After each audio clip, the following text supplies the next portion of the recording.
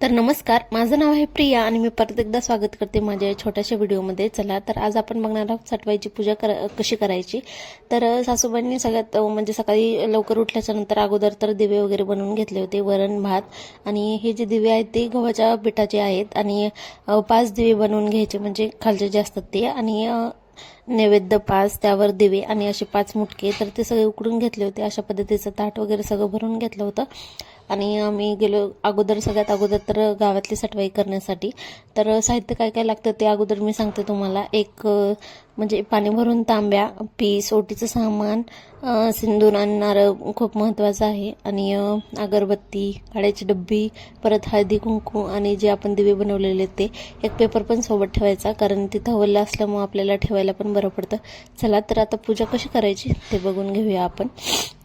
सगळ्यात अगोदर सगळ्या देवींना म्हणजे पाणी टाकून अंघोळ घालायची. आणि त्यानंतर जो आपण सिंदूर आणलेला आहे तो सगळ्या देवांना म्हणजे व्यवस्थित पद्धतीने लावून घ्यायचा एका बोटाच्या साह्याने, किंवा तुम्ही जे नारळ आणलेले आहे त्याच्या ज्या ह्याने पण तुम्ही लावू शकता. आणि त्यानंतर हळदी कुंकू लावायचं सगळ्या देवींना आणि लगेच नैवेद्याची पूजा करायची. तर पहिल्यांदा तर नैवेद्य ठेवायचे, त्यावर दिवे ठेवायचे आणि मुटके जो आपण म्हणजे जसं नैवेद्य आणलं होतं तसं पेपरवर ठेवून घ्यायचा. आणि त्यानंतर त्याच्यामध्ये वाती पण आपण सोबत आणलेल्या असतात, त्या वाती त्या दिव्यामध्ये ठेवायच्या आणि दिवे पेटवून घ्यायचे अगरबत्तीच्या साह्याने. आणि त्यानंतर आपण लगेच इथं ओटी बनवून घेऊया.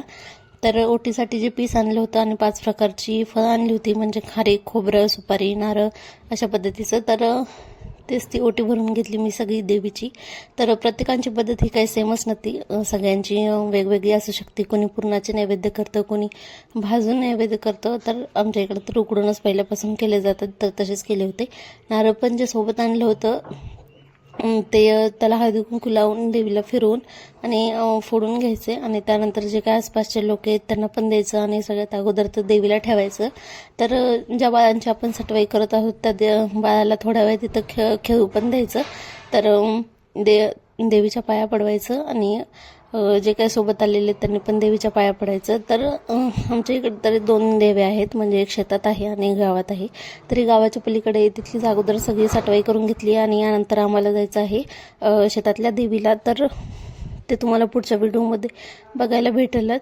चला, व्हिडिओ कसा वाटला तुम्ही नक्की सांगा. आणि चॅनलवर जर नवीन असेल तर चॅनलला सबस्क्राईब करा.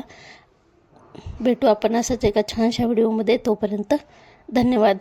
व्हिडिओ कसा वाटला नक्की सांगा. बाळाला पाया पडायला अजिबात विसरू नका.